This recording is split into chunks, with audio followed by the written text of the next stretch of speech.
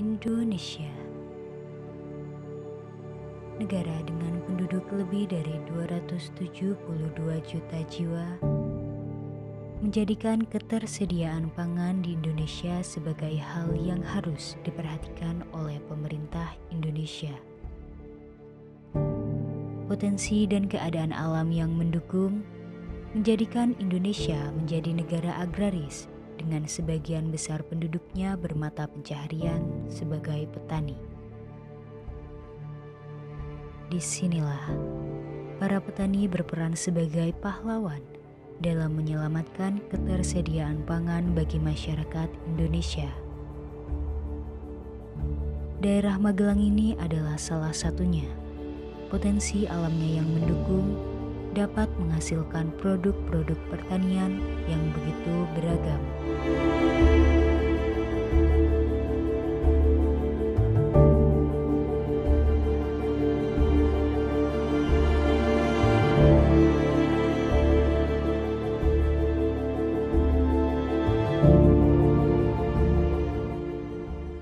Hidup mahasiswa, hidup mahasiswa, hidup petani Indonesia. Pandemi COVID-19 ini telah mewabah dunia mulai awal tahun 2020 hingga sekarang masih saja mewabah di negara kita tercinta di Indonesia. Berbagai sektor mengalami kemunduran karena adanya pandemi ini, terkhususnya yaitu di sektor pertanian.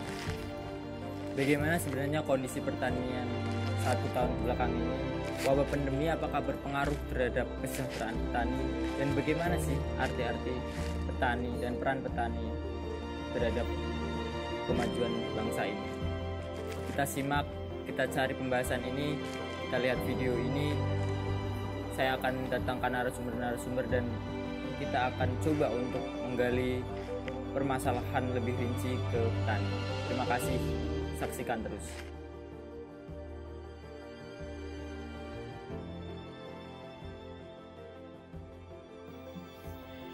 Di masa pandemi ini untuk petani memang kalau hanya untuk sekedar makan itu tidak ada imbasnya.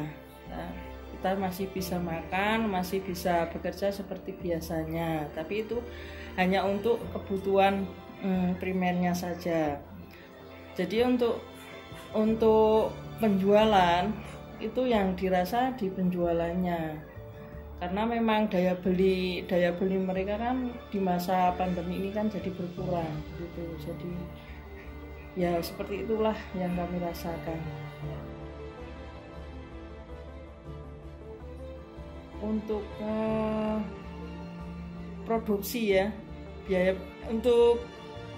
produksi jadi semakin tinggi, sementara biaya produksi mahal, daya jualnya rendah. Itu yang jadi ya intinya itu toh, intinya di penjualan yang bikin kita.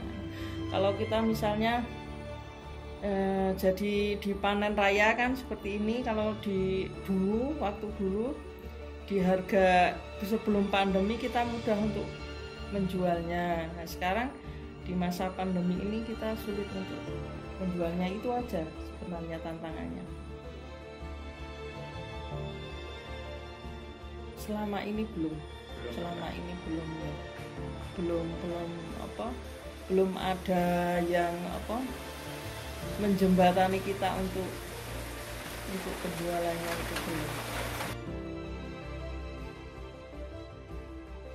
Sejahtera atau tidak itu relatif ya, tapi kalau dilihat dari kacamata kesejahteraan, yang dinilai sejahtera menurut pemerintah itu kan yang kehidupannya sudah agak mapan, tidak memikirkan untuk besok makan apa, itu kan ya itu. Jadi saya kira kondisi petani itu ya memprihatinkan lah, memang memprihatinkan.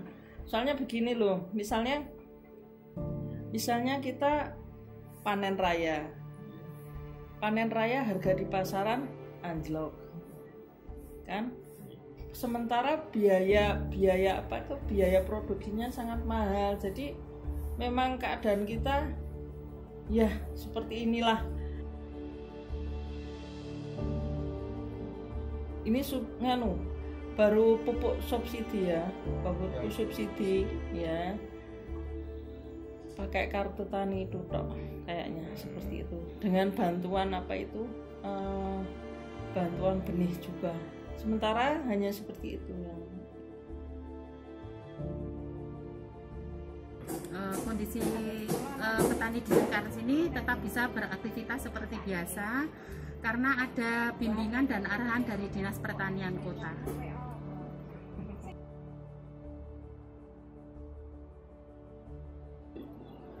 Kami kira petani di sekitar sini dengan adanya kampung organik ini, masyarakat di sini merasa terbantu dengan keadaannya. Ada sayuran, biasanya ibu-ibu masyarakat sini itu beli sayuran di pasar seharga 2.000 misalnya, tapi di sini bisa terjangkau, bisa 2.000, bisa 1.000 gitu Mas. Jadi masyarakat sini itu merasa ya tercukupi.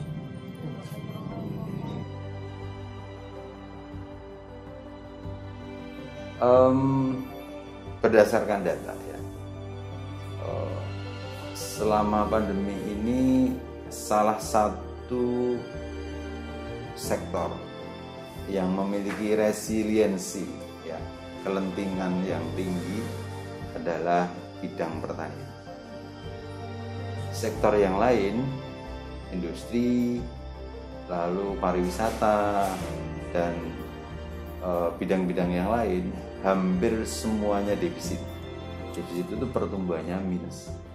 Tetapi bidang pertanian ini merupakan salah satu dari tidak banyak sektor yang pertumbuhannya masih positif.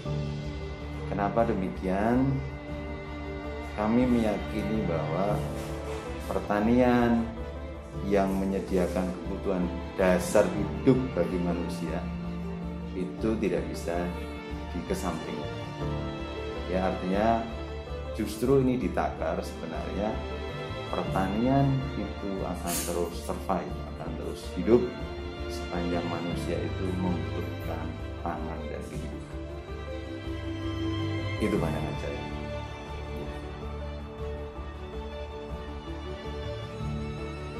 Baik, jadi begini ya, jika kita melihat data, khususnya selama pandemi ini, nilai tukar petani ya. Jadi nilai tukar petani itu artinya penghasilan petani yang bisa dipertukarkan untuk mendapatkan insentif yang lain itu meningkat. Ya, nilai tukar petani meningkat. Nah, kesejahteraan petani seperti kita ketahui bersama bahwa itu masih harus terus diperjuangkan. Ya. Nah, artinya kita dengan bidang pertanian yang dibutuhkan saja itu tidak cukup. Banyak sekali aspek yang harus diperjuangkan sehingga suatu saat petani itu memang merdeka, kira-kira gitu ya.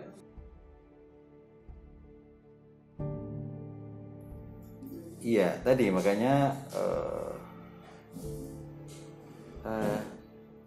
yang mampu bertahan itu bukan yang punya modal. Yang mampu bertahan adalah yang bisa menyesuaikan diri dengan keadaan. Ya, di depan saya sampaikan kepemilikan petani kita itu hanya sekitar 0,25 hektar saja, average ya, artinya banyak yang hanya sekedar menjadi buruh bahkan ya, tapi ada juga yang kepemilikannya sampai mungkin ratusan ribu hektar ya.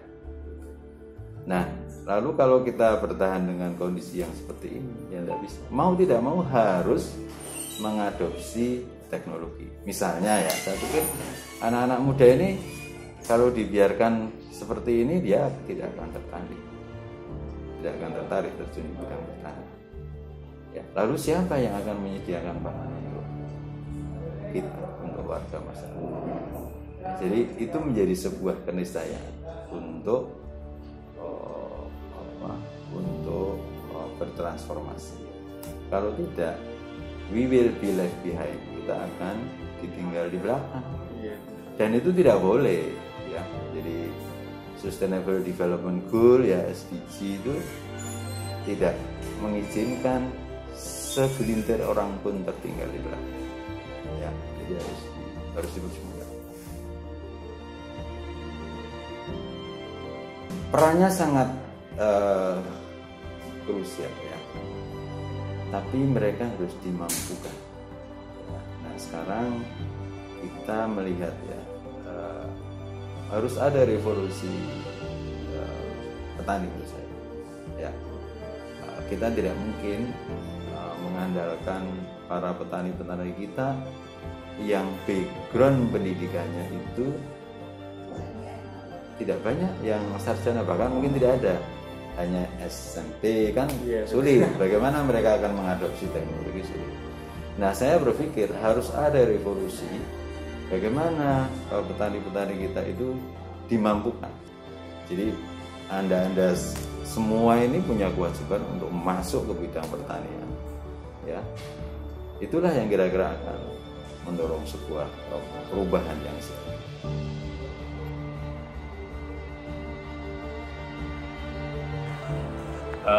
Terkait adanya pandemi yang dimulai tahun 19 ya, tahun 2019, ini memang berdampak ke semua sektor, tidak lebih dari pertanian. Nah, memang pada awalnya sempat kena dampak, tapi berikutnya setelah melihat situasi seperti itu, petani ini malah lebih berdaya, karena malah petani merasa tertantang untuk bisa menyediakan pangan juga di dalam rangka mengurangi tingkat ketergantungan, ya, dari impor wilayah lain ke Magelang. Malah banyak kreasi-kreasi yang diberikan oleh para petani. Misalnya pematang sawah yang biasanya kosong ini kita tanam semua, sehingga produksi dari sayur-sayuran kemudian dari persawahan sendiri alhamdulillah malah meningkat. Justru malah dengan tantangan itu kita berupaya, khususnya para petani itu, untuk bisa menyuguhkan berkontribusi di bidang pangan. Jadi mungkin tidak begitu kena dampak. Awalnya memang seperti itu kena dampak, tapi setelah melihat peluang pasar, banyak yang stay at home, kebutuhan pangan meningkat, nah ini malah jadi tertantang, sehingga para petani ini berusaha untuk meningkatkan produksinya. Bahkan yang biasanya 2 kali panen itu usahakan malah 3 kali panen untuk sawah ini. Sayuran juga seperti itu, dan lebih meningkatkan ini ketahanan sosial, ya. Dari hasil pertanian itu malah selain untuk dikonsumsi sendiri, ini juga banyak di kegiatan untuk sosial. Jadi mereka mengemas di RT/RW-nya untuk dibantukan. Ya, ini sudah nampak pada saat kita keliling di perusahaan di kota-kota, kampung-kampung itu, pertanian mereka malah lebih jiwa sosialnya meningkat, sehingga dia lebih tertantang, sehingga usaha pertanian mereka genjot terus. Nah, kami dari dinas mau tidak mau ya tetap harus selain mengedukasi, membina, bahkan kita memfasilitasi supaya mereka bisa meningkatkan lagi.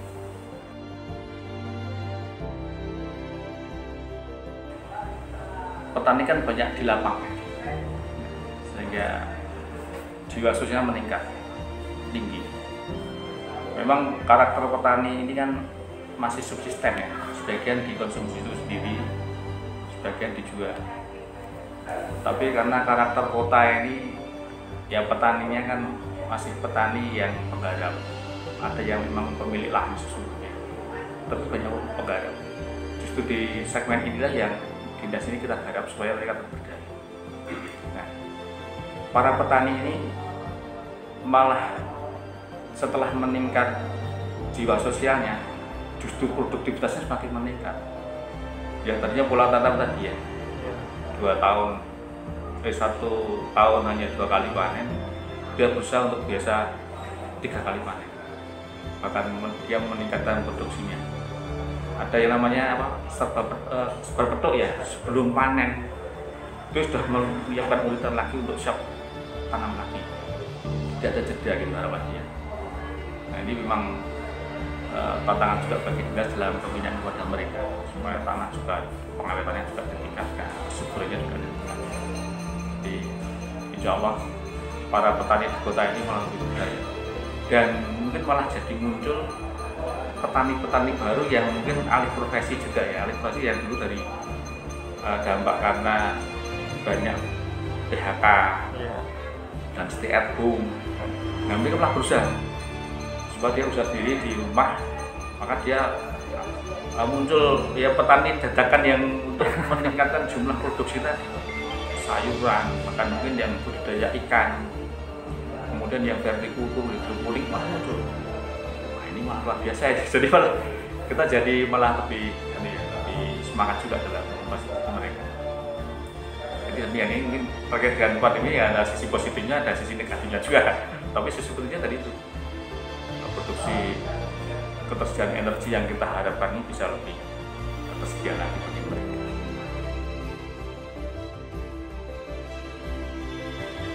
Alhamdulillah kalau di Kota Magelang ini kan karena mereka juga sebenarnya petani juga pekerjaan utama ya, ada yang berprofesi sambilan. Dan dari sisi kan dinilai dari nilai tukar ya, nilai tukar petani itu. Nilai tukar petani itu mungkin keuntungannya saat ini hanya sekitar 2-9% lah, seperti itu. Nah ini bisa menghidupi sendiri. Tapi kalau dihitung-hitung dari nilai sosialnya, ini mereka cukup bisa mengcover masyarakat sekitarnya. Jadi dia hitung-hitung kalau petani di kota itu, karena dia juga hidup di kampung, sementara lahan usahanya di persawahan, menepi gitu. Usahanya itu yang penting bisa menghidupi dia sendiri, tetapi juga bisa untuk bersosial. Keuntungannya hanya sekitar kira-kira 2% sampai 9% ya paling enggak ya. Jadi memang petani di kota ini untuk mencari profit yang besar nih tidak hanya di kota. Kalau tidak ada sentuhan yang teknologi yang sangat pintar mungkin, tapi masih subsisten tadi di satu sisi untuk mencukupi dia sendiri dan sebagian dijual. Dan karena kepemilikan lahan di Kota Magelang sangat terbatas, paling satu orang petani itu hanya menggarap sekitar 1.000 sampai 2.000 meter persegi lah untuk mengolah seperti itu. Itu pun juga dia hanya sebagai penggarap saja. Sementara yang sebagai pemilik malah kadang tidak di tempat lain. Nah, ini kita harus, makanya yang kita garap di kota ini kan semua kita garap memang. Tapi yang kita push adalah yang mereka yang penggarap itu, karena mereka langsung bersentuhan dalam rangka menyediakan produksi pangan. Ini yang kita. Jadi kesejahteraan petani ya masih dia di bawah rata-rata ya, kisaran di 2-9% lah keuntungannya semua.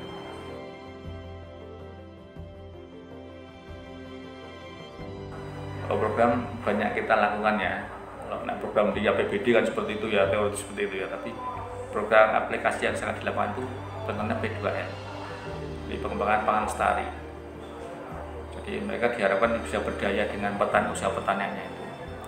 Nah, kita bina itu, kita beri bantuan, bibit, kita berikan pupuk, dan kemudian ada pelatihan-pelatihan bagi mereka yang sudah pernah memiliki embrio usaha dan yang baru kita latih.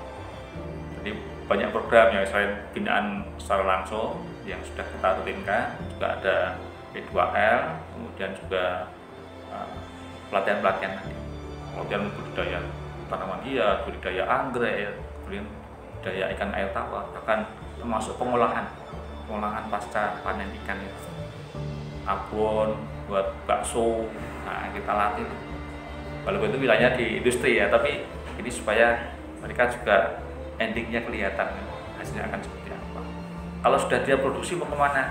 Nah kita latihkan, kita gunakan mulai dari yang bagian marketplace tadi, bagaimana berbisnis online, ada kita undangkan. Ya kita bisa seperti itu. Nah ini kira-kira di dinas kami seperti itu.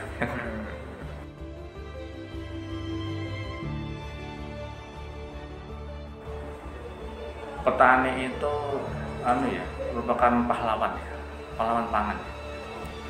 Jadi mereka tokoh penting yang harus kita uri-uri, walaupun mungkin generasi berikutnya dari petani yang tradisional tadi akan semakin lama terkikis, malah muncul petani baru yang bukan profesi yang sesungguhnya, tapi banyak sarjana-sarjana sekarang yang berusaha hidroponik, bahkan anggrek, aglonema, biasa.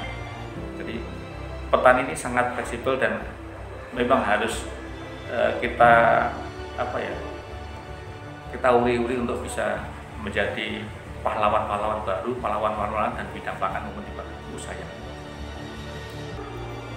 Nah, kalau tingkat kesejahteraan ya memang ini perlu kita bina terus ya, kita kawal agar mereka selain bisa berusaha untuk dirinya sendiri, petani harus didorong untuk bisa berinovasi. Nah, maka kita fasilitasi, kita latih supaya mereka memiliki peran yang lebih, tidak hanya petani tradisional, tapi petani yang modern. Seperti itu.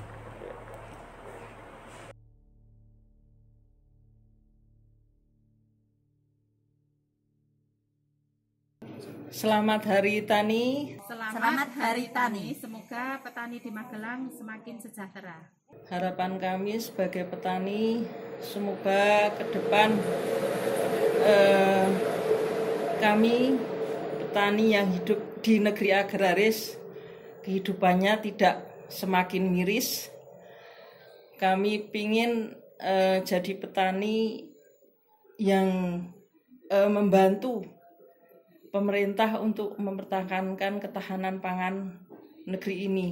Karena kalau bukan kita yang mempertahankan ketahanan pangan, mau siapa lagi? Mau dibawa kemana negeri ini?